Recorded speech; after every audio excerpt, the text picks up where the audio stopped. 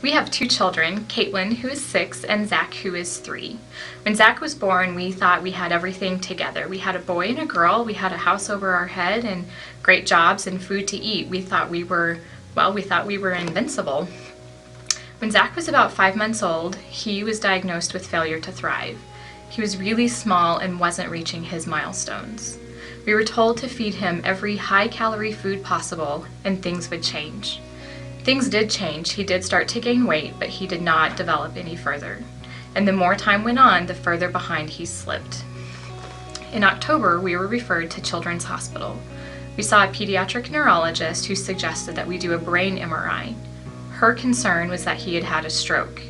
She suggested we schedule this MRI as quickly as possible. On our way out, she handed us the phone number for radiology and said, "My hope is that your son has had a stroke." And I thought, gosh, if this is the best case scenario that Zach has had a stroke, we're in big trouble. So we followed through and did the MRI, and it was negative. We did blood work, and it was negative. We did a urine sample, and again, it was negative. This set us on the path of what felt like an endless journey of medical testing.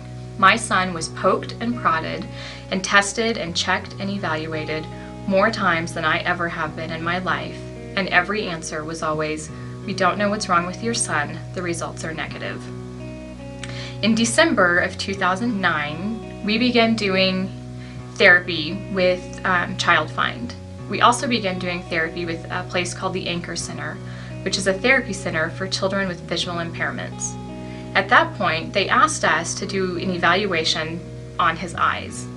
So we followed through and saw a pediatric ophthalmologist who diagnosed him with one thing, and then we saw another pediatric ophthalmologist who diagnosed him with something completely different. Our life that we knew was falling apart.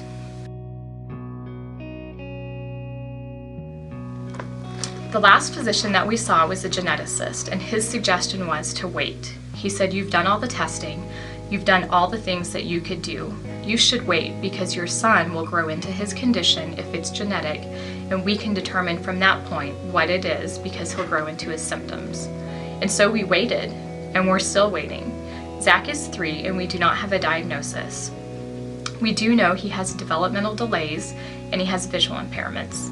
He's just now able to sit independently and is working with a team of therapists to stand. Throughout this very long period of time with all the testing, I was constantly poring over the internet doing research, trying to figure out what was wrong with my son. And Google can be your best friend and your worst enemy all at the same time. And that's exactly how it was when you type in things like developmental disability for children.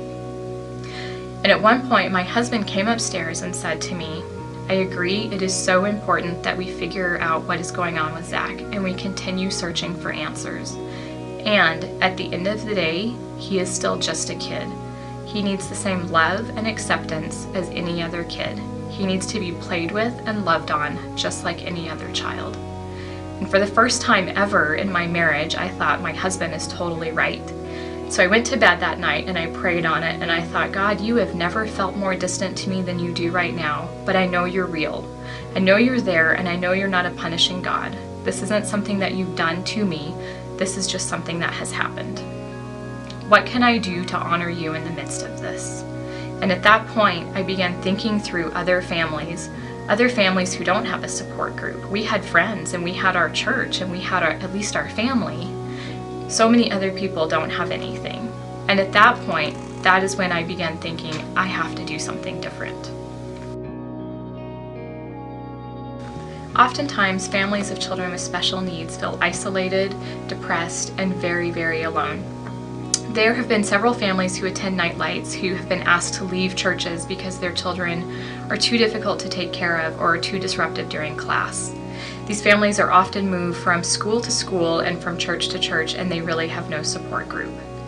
In Jefferson County alone, there are an estimated 9,000 children with special needs. And in the Denver metro area, there are only 3 respite care programs, and the wait lists are extensive. The need for respite care is far greater than the care available. Nightlights is a respite care organization for families of children with special needs. Once a month, the families come to Waterstone from 6:30 to 10 and bring their children with special needs and their siblings for a night of fun. The kids enjoy activities like crafts, free play, gross motor activities, snacks, a movie, and dog or cat therapy. Each evening of Nightlights, we have a nurse that's on staff with us to take care of children whose medical needs require assistance.